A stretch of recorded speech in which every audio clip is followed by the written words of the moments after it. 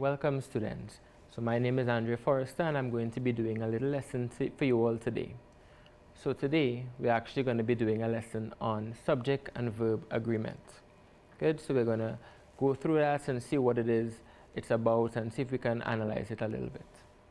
So we have two major objectives today and one smaller one that we'll start with to help to make sure that everything we're doing goes smoothly.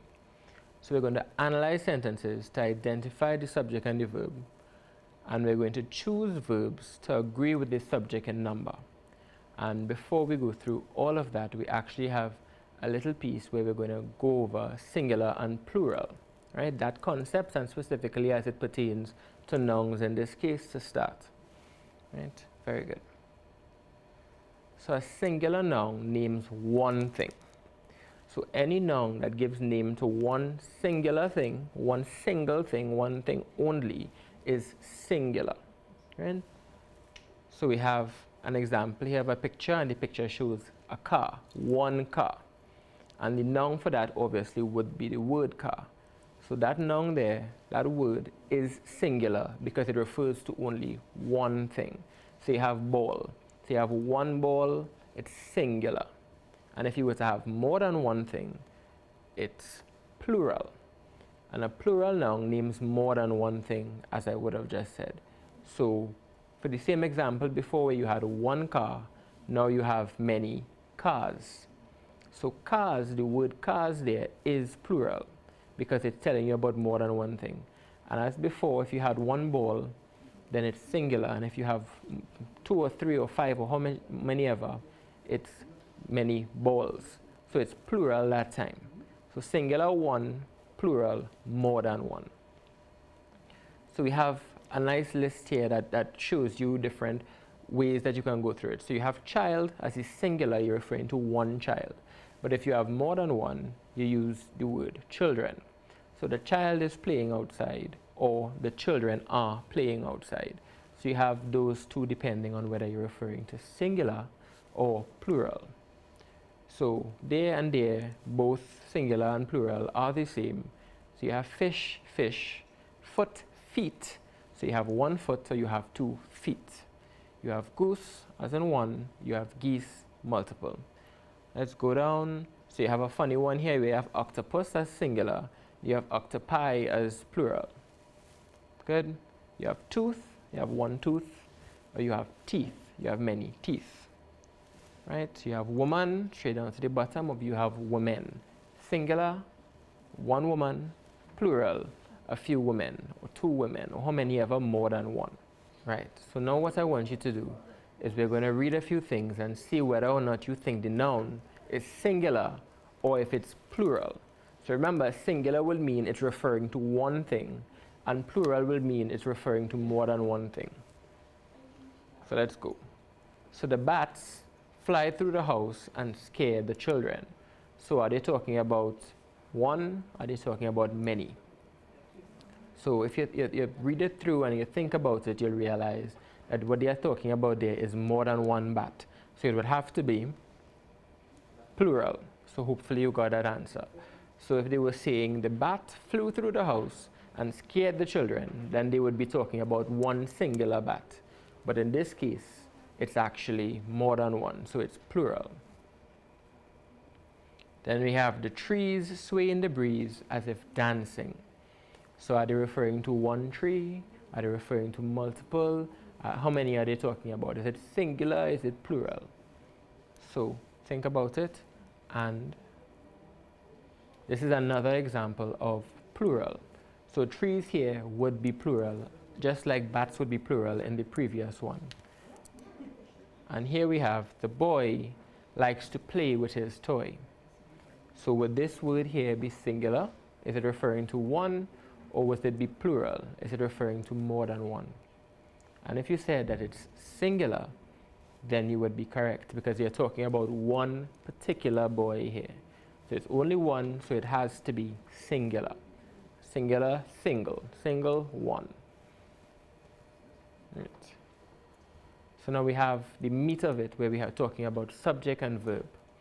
So the subject of a sentence is a noun or a pronoun that the sentence is about, and that's very important because yes, it can be a noun, which we would have learned is a naming word. It can also be a pronoun, which is a word that's used to replace a noun. So it can be anything that is the noun. It's what the subject, the sentence is actually about. It will be what the sentence is talking to you about. It can also be the noun or pronoun that is doing the action in a sentence. So that's also very important. So we'll get into that action word there, and it would be part of your review, and you would know that the subject is that noun or that pronoun that is doing that action in whatever the sentence might be. So we have a verb. A verb is a doing or action word, as we would have mentioned before. So you have these two major parts where you have the subject, which can be a noun or a pronoun, and you have the action, which is what we would have learned as a verb, a doing word, an action word, a word that shows something being done. So the subject is the person or thing or animal or whatever in that sentence or paragraph that is doing that action. That would be the subject of what you're doing. So here we have, my dog barks at passing cars. And we're going to break down this sentence. You can see we have two words in red, we have one in purple. And there's a very important reason as to that, because those two words are different parts. So we have the word dog, which itself is a noun, and we have the word cars, which itself is also a noun. But in this sentence, there's only one subject. So the subject of that sentence, as I mentioned, would be the one doing the action or having the action being done. So barks here is the verb of that sentence. Well, what you have to ask yourself is, in that sentence that I gave you there, who or what is doing the action? Is it the dog, which is one of your noun examples, one of your noun samples, or is it the car? Let's read it through again. My dog barks at passing cars. So who is doing the action there? If you can figure that out, then you can also figure out who the subject of the sentence is. And let's see what we have. Right. So as I said, it has two nouns, but only one is doing that verb, and that would be the subject. And here it would be the dog, because the dog is the one doing the barking. Right. So what we have are a few examples here of verbs. So we have draw, so I like to draw, or she likes to draw. We have hop, right? So when playing, I enjoy the times when I get to hop.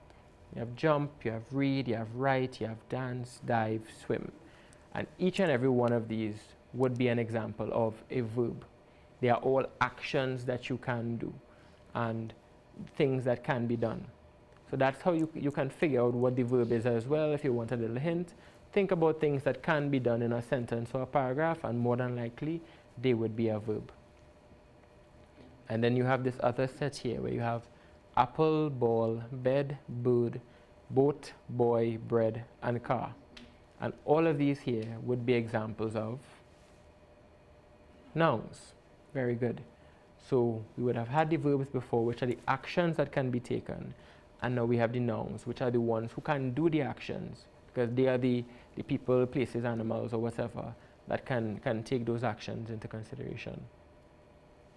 So what we're going to do now is we're going to try to identify the verbs in these sentences I'm going to give you. So the action words, the words that can be done or are being done in the sentences. So the baby only talks when his father isn't around. So the baby only talks when his father isn't around. So I want you to read through, and if you have a pencil or a piece of paper, you can write down what you think the verb in that sentence is. So let's go through it. So the baby only talks when his father isn't around. So that talks there will be the verb in this sentence. So that's what we are going for. So that's the action being taken, the act of speaking, the act of talking. That's the action there that the baby is taking. Then we have the cars race along the same track every year. So the cars race along the same track every year. And what do you think there is the verb? We have the cars race along the same track every year. So race there is the verb. So the cars are racing, and that's the action that they are taking. So last one now. So the fluffy dog tries very hard to seem vicious, but it just looks cuter. The fluffy dog tries very hard to seem vicious, but it just looks cuter. So different from the other two, this one actually has two verbs. So see if you can sort them out. So the fluffy dog tries very hard to seem vicious. That'll be our first one. So he's trying a thing, he's barking and he's looking, but he's just too cute. So instead, he just looks cuter. So now that we can identify the verbs in the sentences, what we're going to do is we're going to try to find the subjects, right?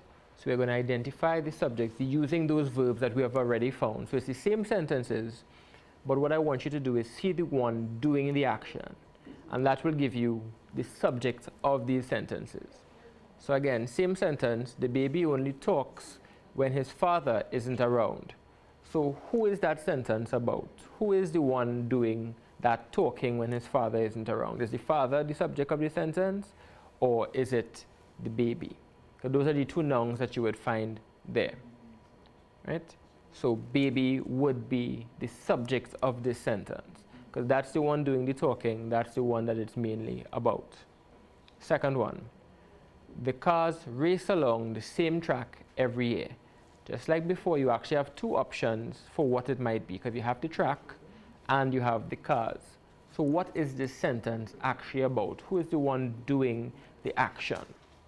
And if you said cars, then you would be correct, right? So the cars are the ones that are doing the actions. They are the subject of this sentence. Last one, the fluffy dog tries very hard to seem vicious, but it just looks cuter. Who is the sentence about? Who are we talking about in this sentence? Think about it for a little while and the answer will pop up. So in this case, we have the fluffy dog being the subject of this sentence. So if you manage to get all the verbs and all of the different subjects, then I congratulate you. You did very, very, very well. Right, so now we're going to talk about subject and verb agreement. Because we know what the subject of the sentence is, we can find that. We know what the verb in the sentence is, we can find that. We're going to talk about how they can work together and how they can agree. So when we're talking about subject and verb agreement, there are a few rules that we have to keep in mind. So when writing sentences, you have to pair a singular subject with a singular verb, and you also have to pair a plural subject with a plural verb. So those are two simple rules that will let you, but you also have to understand what we are talking about. So we went previously and we spoke about singular and plural and those two concepts. Let's go through it. So we know that singular would mean one, and we know that plural would mean more than one. So in this case, we have plural subjects end in S, whereas plural verbs do not. So it's the opposite. So if the subject is plural, and the verb has to be plural as well, the subject ends in S, but the plural doesn't, right? And we said often because it's not always, because you can't have a subject that does not end in S but is still plural. So if you're talking about a couple people and you list all of them, so you have James, John, and June, it would still be plural because it's more than one, but it doesn't end in S there. So that's why we say often. So we have plural subject has a plural verb. And we have some examples. The dogs chase the cat. So we have dogs being the plural subject. It's more than one and it ends in that S there. And we have plural verb, chase the cat. The verb there would be chase, and as you can see, there's no S at the end there. Next one, we have the students work hard. So we have the students being the plural subject. There's more than one student. And then we have work hard. Work being the verb, and as you can see, just as before, no S because it's also plural. There's that opposite there. Plural subject, S, plural verb, no S. And as I spoke about before, Susan and Karen drive to work. So this is one of the exceptions where you have Susan and Karen, does not end in S, but it's still plural because you're talking about your subject together. So it's both of them forming a subject. Does not end in S, but it is plural, and therefore you have to also have a plural verb. So you have drive to work. Good? Very nice. And as we said, singular subjects lack the S this time. So if you have a plural subject, the S goes at the end in most cases. But if you have a singular subject, then it lacks that S. There's no S at the end there. But the singular verb does have the S. So again, it's the opposite. So if you remember one of them, then it will also help you remember the others. So if you remember, a singular subject has no S, and it can help you. So you know it's the opposite with the verb, and it's the reverse when it comes to the plural. So singular subjects, no S. Singular verb has the S. So singular subjects, Johnny, one person, singular, walks to school. So the verbs there would be walk, right? And that walk will tell you the action that is being done by the subject. And since the subject is singular, the verb is singular, and it ends in that S. And then you have the plane arrives on time. The plane is the one doing the action, the plane is the subject of the sentence, and the action being taken is arrive, right? It's arriving, it arrives on time. Singular subject, singular verb. Singular subject S, no S, singular verb S. Good. So what we're going to do now is we have a few words here that I've given you, and we're going to sort them into singular subject, singular verb, plural subjects, and plural verbs. So we're going through them one by one, and then we're going to see where they're going to end up. So let's use the words now. So we have walk, we have Andy, we have birds, we have kick, we have jump, we have computers, girls, sees, friend, bites, bed, and stick. So those are all the words that we have to sort through as well. So take walk, for example. Would walk be a noun subject, or would it be a verb? And then you have to think about whether it would be singular or whether it would be plural, based on what we would have discussed previously. So where would walk go? Walk will go as a plural verb. So it's a verb, it's an action word, it's something that can be done, and it does not have the S at the end, making it a plural verb.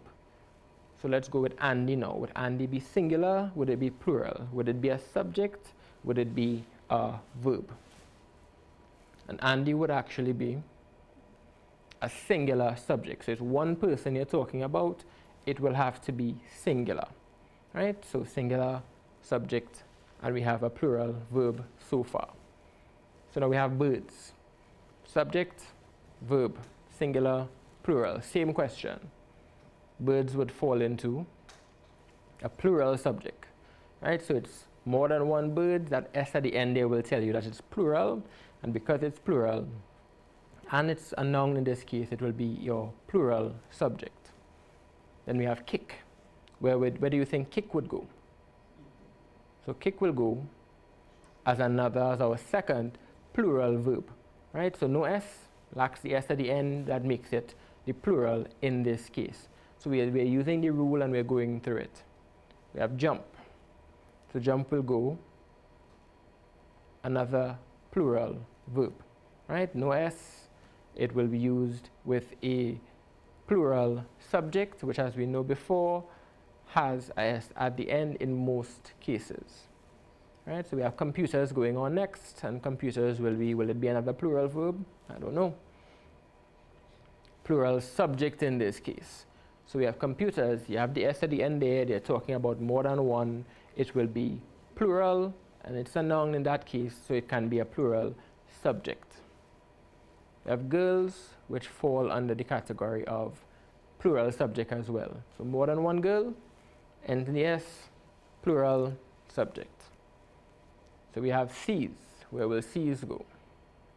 Right, so we have our first singular verb.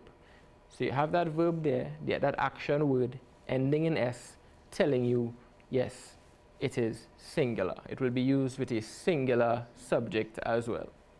So we have friend. Where will friend go? Friend will have to be under the singular subject banner as well, because you're referring to one friend in that particular instance. We have bites. So we have another singular verb coming up. A verb, an action, so you're biting something, ends in S, it's singular. Beds as our second to last, and beds will be a plural subject. So you have more than one bed, it ends in the S there, it's plural, it's your plural subject. And our last one, stick. Where will stick go? Right, so final one, another singular subject. We are talking about one particular stick. So very good, excellent work. Can't complain. Right. So now because we can identify them, we are going to try using them. So we are going to choose a suitable verb to match the subject of the sentences. So each sentence will have both options, both singular and plural. And you get to pick which one will go with the subject of that sentence. Let's go. So Angel either put or puts ketchup on her burger. So Angel put or puts ketchup on her burger.